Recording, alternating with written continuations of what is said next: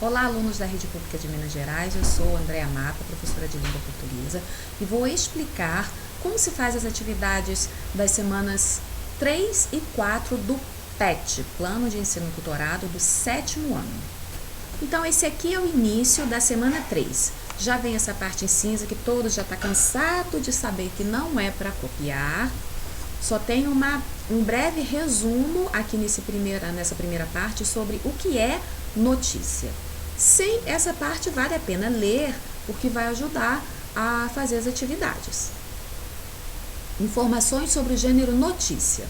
É um gênero textual jornalístico e não literário que está presente em nosso cotidiano, sendo encontrado principalmente nos meios de comunicação. É um texto informativo sobre um tema atual ou um acontecimento real, veiculado pelos principais meios de comunicação, jornais, revistas, meios televisivos, rádios, internet, entre outros. Agora já vamos direto para as atividades. Pense bem. Você sabe qual é a função do título da notícia e qual outro nome é dado a ele? Para responder isso aqui, nós podemos ir direto para a página seguinte, esse para saber mais. Aqui, ó, na página 12, logo na página seguinte, gente. Isso aqui é um resumo de tudo que já foi visto nas teleaulas, naqueles slides do programa, do aplicativo Conexão Escola. Então, vocês vão dar uma boa lida aqui, porque todas as informações que vocês vão precisar para responder esse no Pense Bem estão ali. Manchete ou título principal. Será que isso responde àquela primeira pergunta do Pense Bem? Lê aí. A segunda. Além do texto escrito, que outros elementos estão presentes na notícia que você acabou de ler? Vamos de novo no Para Saber Mais. Olha aqui, ó. A notícia online é um texto multimodal, isto é, constituído por elementos verbais, texto escrito, e não verbais, que são os visuais, imagens estáticas ou em movimento, gráficos, infográficos, etc. Será que isso ajuda a responder aquela segunda questão? Então, a gente já sabe que é uma notícia online. Pensa bem se esse parágrafo aqui vai ajudar a responder essa questão aqui. Outra. Que relações há entre o texto escrito e esses elementos não verbais?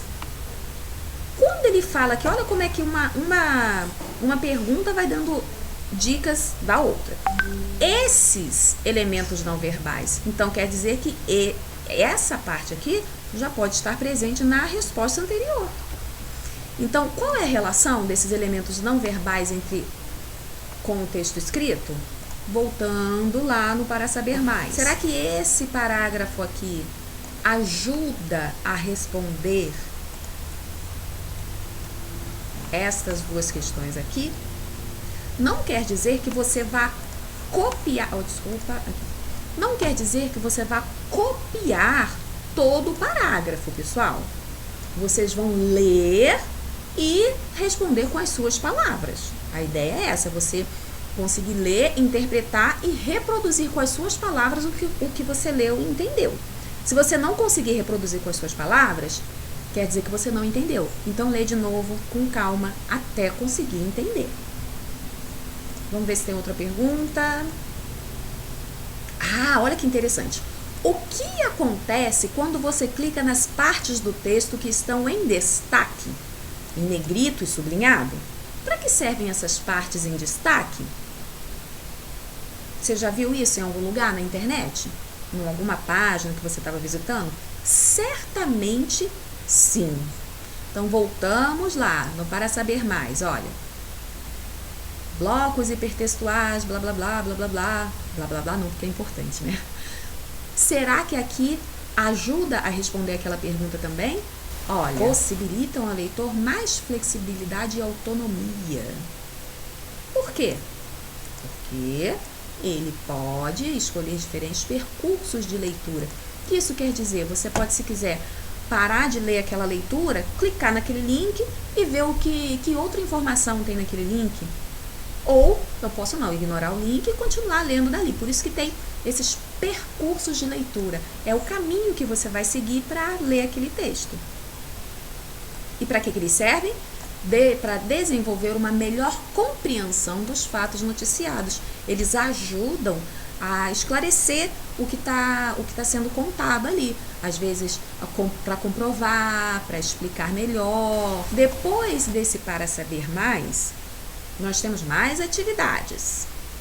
Agora que você sabe mais sobre o gênero, releia a notícia, ou seja, aquela lá da semana 1, essa aqui, ó, casos de coronavírus no Brasil em 19 de março. Vai reler essa notícia aqui e faça as atividades seguintes. Atividade 1. Onde foi vinculada essa notícia? Pela manchete, podemos inferir a temática? Que relevância ela tem nos dias de hoje? Lembra que eu falei que essa notícia aqui na apostila, ela está com um erro de formatação? Que esse aqui, caso de coronavírus no Brasil em 19 de março, seria a manchete? Esse seria o formato correto da notícia. Casos de, aqui em cima a manchete, né? Casos de coronavírus no Brasil em 19 de março. Aqui o subtítulo, depois onde foi publicada, quando foi publicada. Aqui nesse slide eles subtraíram os primeiros parágrafos, eles passaram direto para transmissão comunitária. Isso que significam essas reticências aqui, quer dizer que tem alguma coisa aqui que não está sendo mostrada. Então, será que aqui, ó, dá indicações sobre onde foi publicado? Já está aqui, ó, por quer dizer quem publicou, quem escreveu a notícia. E aqui, quando foi publicado. Então, voltando à questão, onde foi vinculada essa notícia? Pela manchete, podemos inferir a temática, ou seja, qual vai ser o tema da notícia? E que relevância ela tem nos dias de hoje? É importante essa notícia? Tem alguma importância para os dias que estamos vivendo? Vai responder com as suas palavras. Atividade 2. Pensando na estrutura de uma notícia, a manchete foi bem elaborada a fim de causar impacto no leitor? Qual é essa estrutura da notícia? Voltamos aqui no Para Saber Mais. Olha aqui a estrutura aqui novamente, ó. Manchete ou título principal, título auxiliar ou linha fina, lead ou lead, em inglês, né? E o corpo da notícia. Então, pensando nessa estrutura aqui, e para que serve a manchete ou título principal? Será que a manchete dessa notícia foi bem elaborada? Sim ou não e por quê? Responda sempre por quê. 3. Há recursos multimodais na notícia mostrada? Se sim, quais? Quais são? O que são esses recursos multimodais? Voltamos aqui no Para Saber Mais. Será que esse trecho aqui ajuda a responder? Será que tem outros elementos que não sejam verbais nessa notícia? Então, você vai ler novamente aquele parágrafo, vai comparar com a notícia e ver se tem ou não esses elementos e quais são. Atividade 4. De acordo com a notícia lida, não é de acordo com o Para Saber Mais. Por que eu estou falando isso? Porque muitos colegas, em vez de preencher de acordo com a notícia, escreveu o que significa. O que significa manchete, o que significa subtítulo. Isso já está escrito aqui no Para Saber Mais, ó. Já está aqui. O que a questão quer saber é se você aprendeu a identificar esses elementos aqui numa notícia qualquer. Nesse caso, na notícia que nós estamos estudando. Então, você vem aqui, manchete. Qual seria a manchete dessa notícia? Qual seria o subtítulo? Por quem foi produzido? Olha como é que tá difícil demais isso. E o corpo da notícia. Você não precisa copiar toda a notícia. Você pode escrever assim, desde confirmada a segunda morte por coronavírus no estado do Rio de Janeiro, até... Aí, procura lá o último parágrafo. Até... Esse é o corpo da notícia, o que realmente está sendo noticiado. Até aqui, ó, o governo federal disse...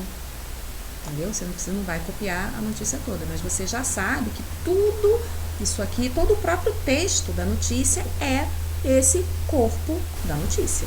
Fechamento da notícia. Aí você vai lá no finalzinho da notícia e vê como ela foi fechada, que palavras foram usadas, qual foi o trecho que fechou a notícia. E os links da notícia. Os links na notícia acima estão em negrito e sublinhados e imagem. Então você vai procurar lá se tem algo parecido com o link. Vamos para a semana 4 agora. Atividade 1 da semana 4, da última semana. Leia uma notícia na internet, jornal ou revista e complete. Você vai usar aquela notícia da semana 1? Não. Você vai ler uma outra notícia qualquer, você vai escolher uma notícia qualquer na internet, no jornal ou numa revista, tá? E vai completar. Igualzinho você fez aqui com a notícia da semana 1, você vai fazer aqui com a notícia que você vai escolher.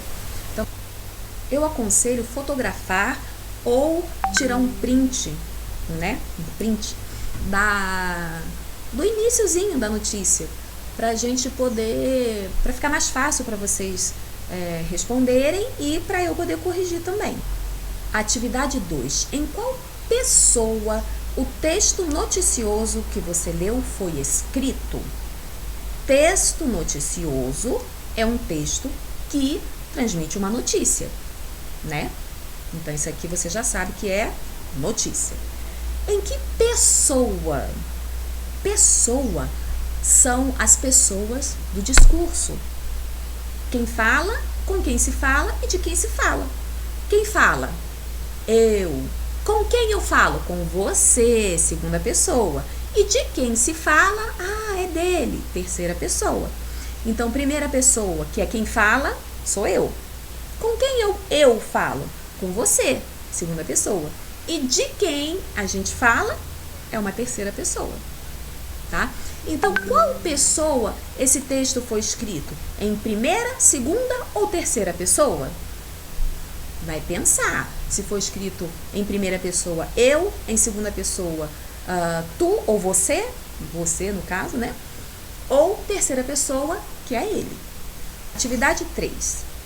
Nas notícias, os eventos não são narrados na ordem que acontecem, ou seja, a ordem cronológica, mas sim na ordem de relevância dos fatos.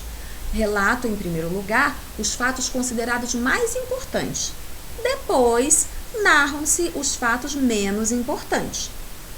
Com qual objetivo? Para que ele faz essa confusão? Em vez de fazer tudo certinho como aconteceu, ele põe na ordem que ele acha melhor. Né, o que ele acha mais importante ou o que o leitor dele, leitor da notícia, vai achar mais importante. Para que ele faz isso? Será que nesse Para Saber Mais tem alguma dica? Em uma notícia, os eventos são apresentados pelo interesse na perspectiva de quem conta e pelo que o leitor pode considerar mais importante. Por que será que ele faz isso? Será que é à toa? Será que é coincidência? Para que será? Atividade 4. Agora é hora de produzir. Produza uma notícia. Você vai copiar de algum lugar? Não. Você vai usar a notícia da semana 4? Não. Você vai usar essas que você acabou de ler? Não. Você vai produzir, vai fazer, vai inventar uma notícia. Você mesmo vai fazer. Faz de conta que você é o repórter agora. É uma notícia qualquer sobre a fome na Etiópia? Não. Produza uma notícia para um jornal online sobre a Covid-19, coronavírus, utilizando dados atualizados sobre a propagação da doença no Brasil. Você vai colocar lá no site de busca. Eu não quero fazer propaganda da Google, mas é isso que a gente usa, Google. Você vai colocar lá no Google Cadê? Dados atualizados sobre a propagação da Covid-19 no Brasil, ou Covid-19 no Brasil, últimos boletins, ou boletins enfim, já entendeu, né? Você vai colocar lá no Google, vai ver, vai encontrar esses dados e você vai produzir uma notícia com esses dados, tá? Nossa, como é que eu vou fazer isso? Você vai pegar esse modelinho aqui, vai inventar uma manchete bem legal, bem chamativa para sua notícia, um subtítulo e já colocar lá, produzido por... Aí você vai colocar o nome de quem aqui? O meu nome? O da vizinha? Não, né? Quem vai produzir a notícia, não é você? Então você vai colocar o seu nome aqui. E a lead. Lembrando que a lead vai responder a essas perguntas aqui. Quem? Quando? Onde? Por quê? Como? Tá? E o corpo da notícia. É só seguir isso aqui. Faz um rascunho, depois passa limpo, bonitinho, tirar a fotografia bem legível para mandar para a tia.